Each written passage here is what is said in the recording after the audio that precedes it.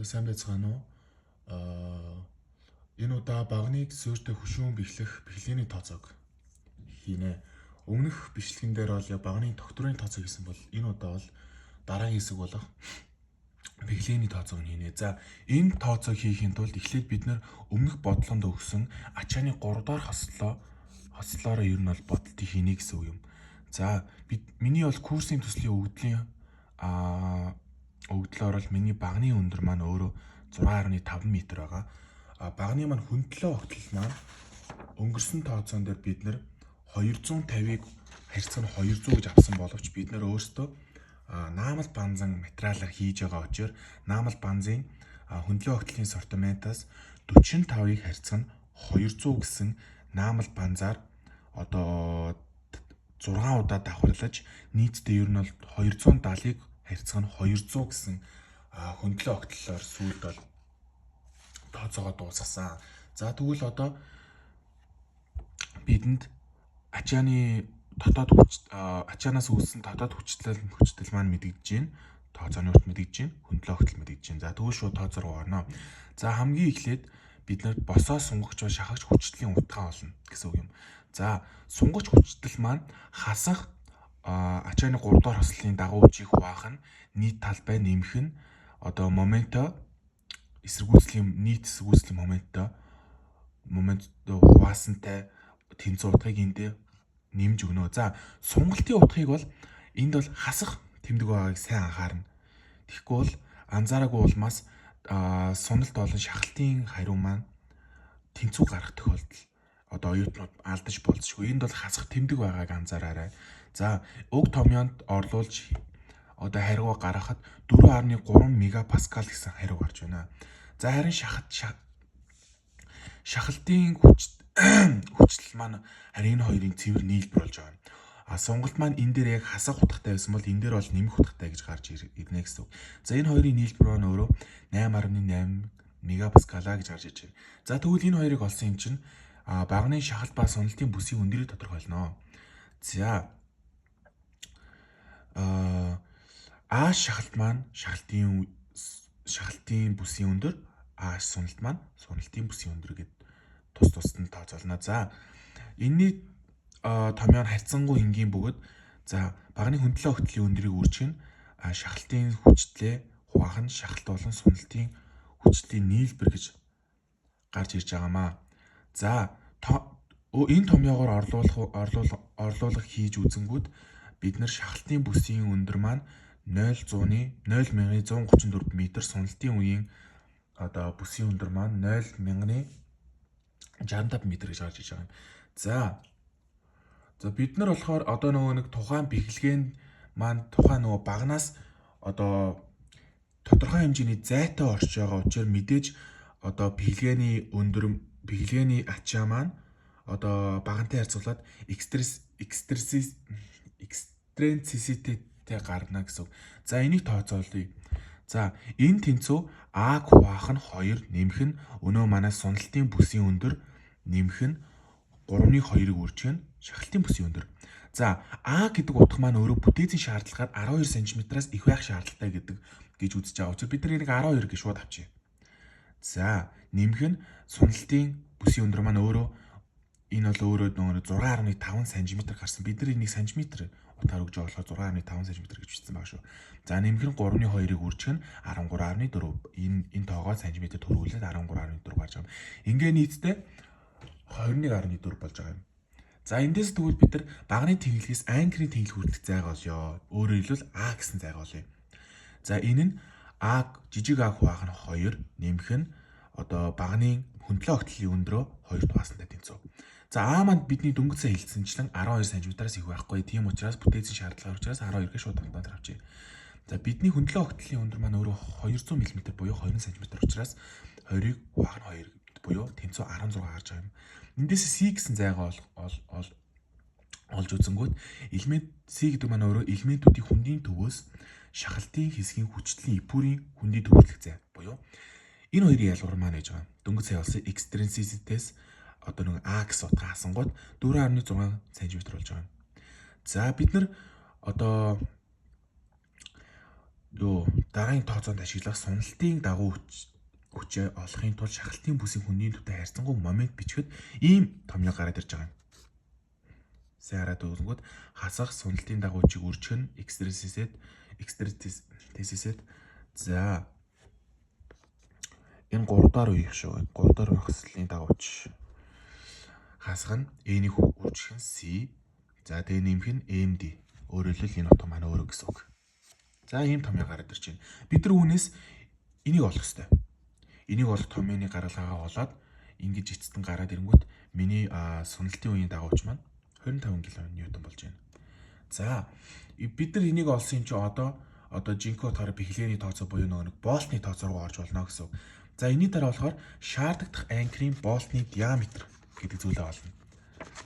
Өөрөөр хэлбэл D анк гэд тэмдэглэж болно гэсэн үг. За камер цаарагдахгүй болохоор өргөд тайлбарлаад өгч.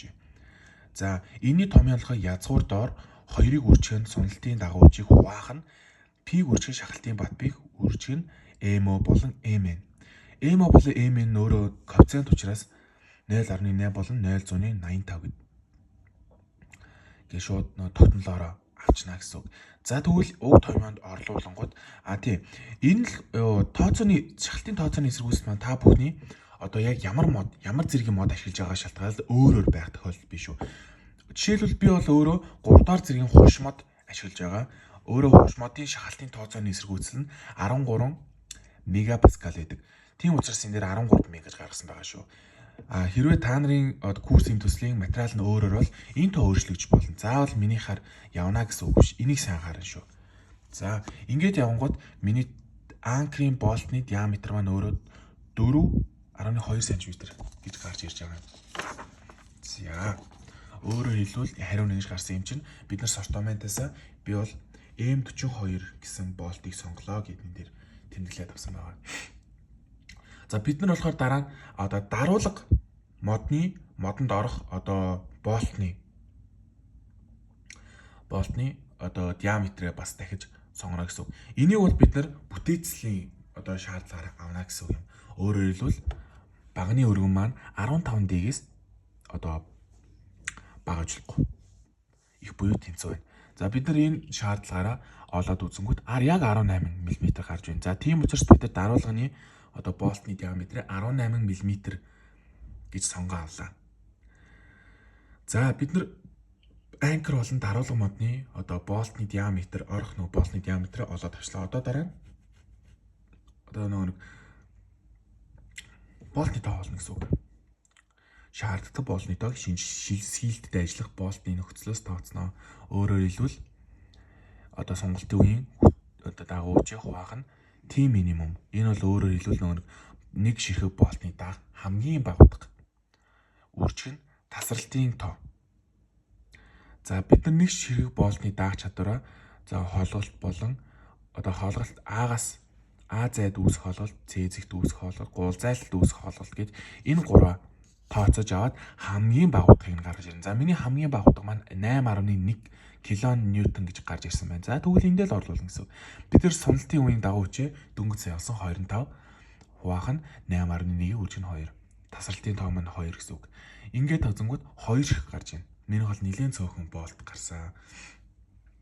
За бид нар мэдээж нэг игнэнд 2 болт авах учраас өөрөөр хэлбэл нэг ширхэг нэг талдаа нэг ширхэг л байна гэсэн үг юм.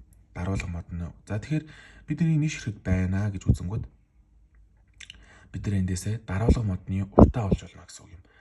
Юуныхан тоогоор болтны тоог олчихсон учраас. За энэ л болохоор даруулга модны уртыг ээлгийг бид тэмдэглэжлээ. Энэ л болохоор 7 C1-ээс их буюу тэнцүү. За C1 гэдэг маань өөрөө нэг болтны диаметр 7 хүчинд болтны диаметрээс их буюу тэнцүү байдаг гэсэн шаардлага байдаг. За тэгэхээр бид нар болтны диаметрийг мэдж байгаа. Яг энэ дээр гарч ирсэн. За энэ дээр үржүүлэнгүүд 16.6 см гарч ирж байна. Өөрөөр хэлбэл би S1-гээ 13 см гэж авлаа гэж бодъё. За эндээс орлуулад үзэнгүүд даруулга модны урт маань 91 см хамгийн дээдлэлт 91 см байх хэрэгтэй байх нэ. Үгүй хамгийн бага да. Юу лээ? Тийм хамгийн бага да. Тийм болохоор бид нар энийг 91 гэдээ авчих. Би энэ дээр ягаад 90 гэж тэмдэглэсэн бол 91 см гэдэг даруулмуудны урт маань ингээд гараад ирлээ. За энэний дараа бид нар хамгийн сүүлд анкерийн болтыг бэхлэх нөгөө булан төмрийн хэмжээг сонгоно. За энэ бол харьцангуй энгийн. За энд бол би машингийн одоо графика үзүүлсэн байна. Энэ хэсэгт энэ хоёр маань анкерийн болт. За энэ хэсгээр одоо нөгөө нэг одоо суналтын дагуучнаас шалтгаалсан нөгөө нэг ачаа бид нар шууд тархмал ачаа болгоо хувиргачих чинь. За энэ талдаа болохоор бид нар нөгөө суналтын одоо дагууч энэ нь хоёр талдаа яг хоёр хуваагдаад ороод ирсэн байна гэж тооцоонд үзэж байгаа юм.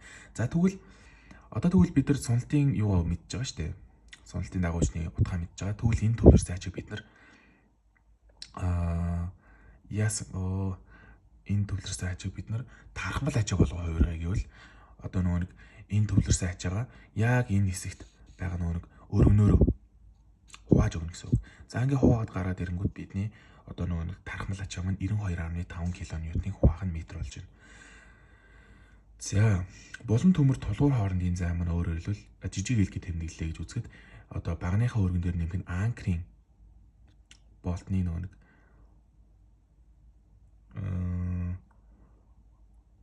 анкерийн болтны нөгөө диаметр дээр нэмэх нь 2-ыг өөрчилнө 0.5 буюу 0.322 м гарч байна гэсэн үг юм.